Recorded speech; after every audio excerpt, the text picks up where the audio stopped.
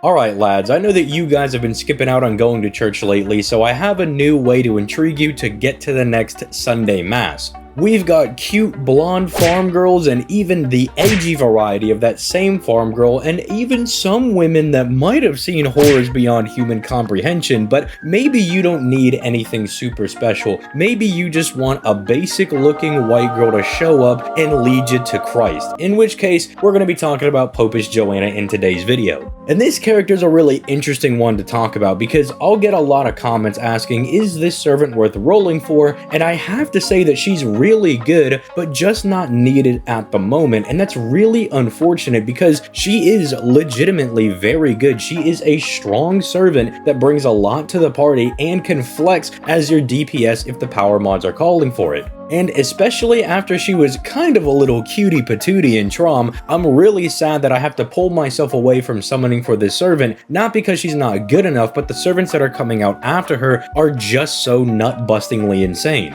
But you will see what I mean as we start diving into this video. As per usual, if you enjoy this video, you like being informed on all things going on both the NA and JP side of things. I mean, what, do you just enjoy random things popping out at you? You don't like having the EX clairvoyance? I take care of all of that for you. All I ask for in return is maybe a little like on the video, maybe subscribe to the channel. And if you're feeling really feisty, you could even leave a comment in the comment section down below, but that's only for true gooners. With that being said, let's go ahead and start diving into her kit, starting off with her hits, of which she's rocking what I would say is a very basic kit for a very basic white girl. We're rocking 4 hits on both of the quick cards with 9.9% star gen, which is fine enough, I guess, if you wanted to gen some stars, which is ironically enough something she's going to be able to do for you. 3 hits on both of her arts cards with 0.55% NP gain. Again, nothing too crazy, but you spice those up with a little bit of crits, and you might be going a little sick nasty with the refund. Buster hits don't really matter unless your name is Skahawk and you need to use it for NP refund. But of course, there it is, the omnipotent, all-powerful 5-hit extra attack. They knew that I would really like Trom. They knew that this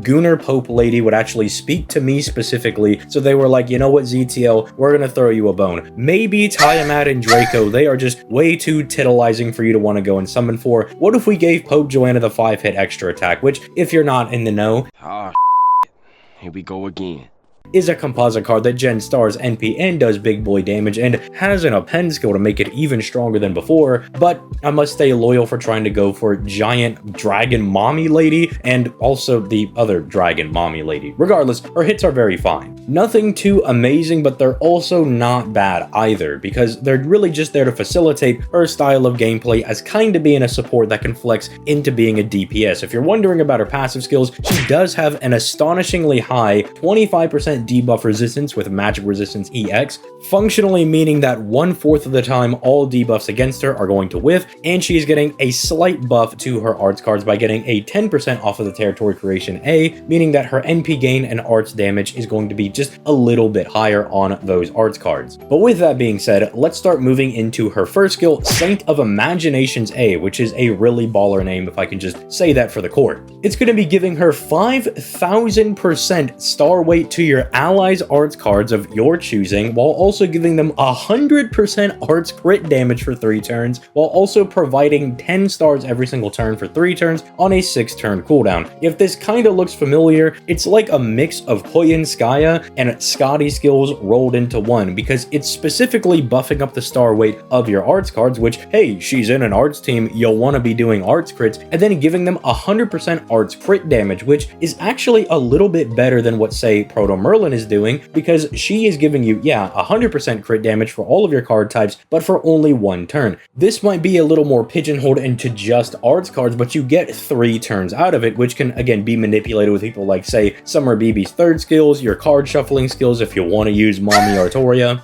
or if you're going to use her with, say, somebody like Durga who comes out later that can also kind of flex her cards around to just being her own arts cards. It's a very powerful skill for your arts crit servants. It does mean that she herself can flex as that arts crit servant, but again, I think she works better as a support that can kind of flex into being a DPS if the need arises, and this first skill is a very strong start to the servant. Moving over to her second skill, the Shunned Papal Procession C, which is a mouthful for sure, is going to increase the party's arts performance by by 20%, give everybody debuff immunity of 1 instance for 3 turns, give everybody 1000 damage cut for 3 turns, and charge her own NP gauge by 30% on a kinda long 7-turn cooldown. Now, again, you can see where she's flexing as that support. The one thing that a lot of people might be wanting with this servant is that maybe that 30% battery could just be targetable to somebody else, or God forbid, you know, Castoria has it on her first skill. Why can't this also be a party-wide battery? I think that's something we're going to see going into the future. If they ever come around to buffing this servant, that's probably what they're going to do. Characters like Castoria's Charisma or Koyan Dark's Buster skill already give 30% to the entire party, and we've even seen with people like Merlin, they give them that additional little battery to kind of mimic that as well. I don't see why they wouldn't go back and fix this in the future, but alas, we don't have that yet. But it is something that I maybe foresee for like an anniversary buff if they ever roll back to like some kind of Catholic church style event, which probably will happen at some point. We're starting to build up quite the repertoire of Catholic or just really Christianity based servants in general. If they ever loop back around to that or they put her in an event, I could easily see her getting something like that. But as it stands right now, it does pair very nicely with her first skill, giving nice buffs to the entire party. If you're going to use her in conjunction with, say, a Castoria, it does make her a little bit more beefy and can prevent certain debuffs that Castoria could cleanse on her own NP. It's just another layer of insulation on being able to manage the debuffs while being really hard to debuff herself because of her passive skills. That arts buff also is not wasted on, say, your other arts supports because it buffs the NP gain of their arts cards, meaning your Tamamos, your Lady Avalons, your Castorias, or hey, even your Jufus or your Asclepiuses are also getting more NP gain and are refunding their own NPs easier because of this second skill. So again, it's really strong. I wish her own NP maybe did a little bit more as support. It does kind of have a support function for her to be selfish enough to have this battery, but maybe not enough that you couldn't just have it be a party-wide battery like some of these other servants already have. But I'm assuming it doesn't have the party-wide battery because of her third skill over here, where she's going to give the entire party 20% battery every turn for 3 turns and increase their attack by 20% for 3 turns on a really long 8-turn cooldown. Now,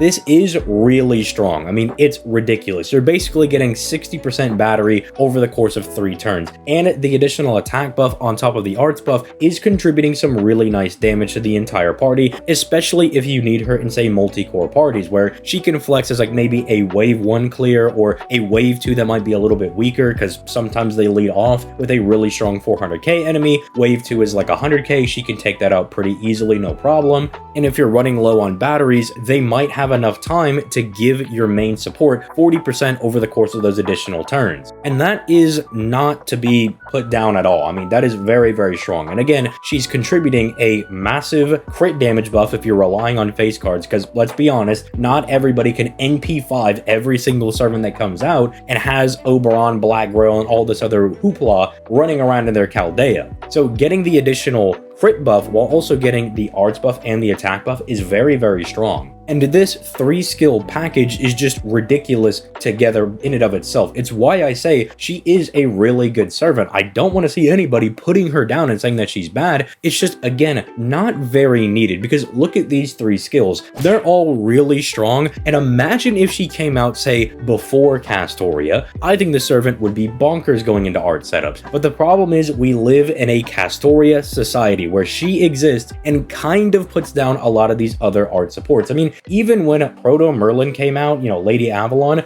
a lot of people, myself included, were like, this servant is really strong, but I don't know if she's really needed, because you can still just kind of brute force your way through most challenge quests using double Castoria, or God forbid a Castoria and a free Tamamo you picked up off the free SSR selector. Especially now that we've had a couple of those over on the JP side of things. So it's why I'll describe her as a good servant, very strong, but just not needed. Maybe more needed if you don't have somebody like, say, a Castoria, and I do really appreciate them putting her out right before, say, someone like Draco comes out, for people that might need an art support and didn't get their grubby little mitts on Castoria, and they just need somebody else to kind of help her get the job done, because she will actually pair very nicely with Draco, helping Draco out in the issues to that, she is very reliant on getting NP every single turn. Draco does not have a battery, so introducing another servant that gives her very positive buffs, gives her really strong crit damage, and further NP regeneration is just really good. I think it's a very good move to put her out right before we get a very powerful art servant, but then again, we also get Berserker Castoria, who does not have any of those problems. I mean, she's got like an 80% battery or something, and is rocking like 5 billion power mods. But we haven't talked about her NP. Let's circle back over to that and kind of talk about that before I give my final analysis on the servant. So what she's doing on the NP is rocking 2 power mods, speaking of Berserker Castoria, where she's going to be hitting man attribute enemies for 150% to 200% depending on overcharge, evil enemies by 50%, and then hitting the entire enemy party with buff block of 1 instance for 3 turns with an AoE 3-hit NP, which there's a couple things to unpack here. Yes, those power mods are very strong. If you've ever used Morgan, you know that man attribute is pretty good. There's a lot of random free quest mobs that fall under this, and there's a lot of servants that fall under this. Evil alignment is also kind of nice. It's a smaller sub-power mod, but if you can find some servants that fall under both man and evil alignment, you can actually do some really nasty damage. And even then, if you can only find somebody with evil alignment, but they're not rocking the manpower mod in general, this does actually kind of make up for that and put her at the decent average damage. Not anything insane, but puts her more in line with what she would want an AoE to be able to do. The buff block is the reason that I said her NP does have some utility. Sometimes you're going to go into a boss fight and they're just going to have very annoying buffs that they put onto themselves. The one that I will always reference for players, because I think it's one that everybody has done, is the Qi Shi Huang fight in Lost Belt 3. The reason Jalter trivializes that fight is not because she can just blow him up, because while she can do that, the clapback from his crits are absolutely insane. I'm sure some people have experienced bringing a Jalter to that fight, getting crit by Qi Shi Huang, and their Jalter gets one shot. It's not that he can't just take her out because of the class difference, it's the fact that if you're maintaining Jalter's NPs on him, he can't give himself any of those buffs. You effectively lock the boss out of their main mechanic, doing big crit damage. And it's a way that you could take a very tough boss fight and make it extremely easy when you do not allow them to give themselves these insanely powerful buffs. And that's why I do think this is really strong. It's that same effect, but on an AoE NP, meaning all enemies are going to be locked out of their buffs, at least for the first instance, but that can encompass a mass number of things. You know, one skill might have like 5 different effects, and it'll block out that entire skill. It's very strong, and again, her damage with either the power mods up can actually be good enough for her to be a decent wave clearer and put some pressure on bosses, or again, be used in free quest farming nodes. And overall, it does make her a very powerful servant. I brought up the instance for 90++ farming where she could flex as a pseudo support that can also be a wave clearer if the wave is not all that massive. Again, in the range of like 100 to 150k, NP1 is probably going to be fine, especially if you're rocking the power mods. Not rocking the power mods, things might get a little bit more dicey, kind of depends on your team setup, but being able to perform that job while also buffing the entire party is just very, very strong. You're contributing a lot in the party, and she is not bad by any stretch of the imagination. I mean, even though she's providing the crit damage, she's also giving you stars, which is like one of Art's weaknesses, that their card does not naturally provide stars. You either need to have somebody making them, or you need to have star bomb CEs available for you, or star bombing skills, to be able to crit consistently. I mean, that's why every unit is not built like Estrella. I mean, Estrella is kind of one of the best Arts crit servants in the game because she just has stars flying out of every orifice. And so she kind of just gets around the one weakness of art servants not being able to naturally provide stars for themselves. So if you were to ask me, ZTL, is this servant worth rolling for? I do think she is good enough to roll for. She's just very poorly positioned at the moment. Because even though I do think she does synergize very well with someone like Draco, and you could use them together and they'd be very nice, it'd be a very nice 1-2 punch, the issue is not everybody has infinite Sank Quartz. Maybe you are somebody that's sitting on like 3,000 Sank Quartz, or maybe you are a huge mega whale and you can afford to go for Popess Johanna. That's fine, I wish the best for you, but not everybody's going to be able to do that. Most people are little Timmy sitting around with their like $50 Amazon gift card or $19 FGO card they got for Christmas and are wondering what to spend it on. And if you're one of those people, then I'm going to recommend that, hey, you go for Draco, or you wait for summer for someone like Summer Castoria. or even somebody like Tiamat. You know, these servants are just of a higher quality than somebody like Popess Johanna, who is, for all intents and purposes, a really strong, like, A+ unit. I think she's really good. I think the fact that she's also a ruler in this kind of supporting class role, meaning that she's actually really bulky and kind of hard to take down outside of things like, say, Berserkers and Avengers, is also really good. But even in those scenarios, she's at least got the damage cut to still keep herself around. And God forbid you're fighting anybody that's not a Berserker or an Avenger, she's got the damage cut on top of being a ruler. She is very hard to kill. So whether or not this servant is worth rolling for you comes down to the fact of how much Saint Quartz do you have stored up. Because again, if you're that guy that's wailing on every single banner, or you've got like 4,000 Saint Quartz saved up, I hope you've stored up enough because you saw Draco get announced 2 years ago and you've just been stockpiling every little bit of Saint Quartz you can get, then by all means you can go roll on this banner, chuck a couple multis at it, and see if you get lucky. But if you're someone that leans more free to play, or you spend a little bit every now and then, like maybe you're like me and you might toss 20 bucks at a banner,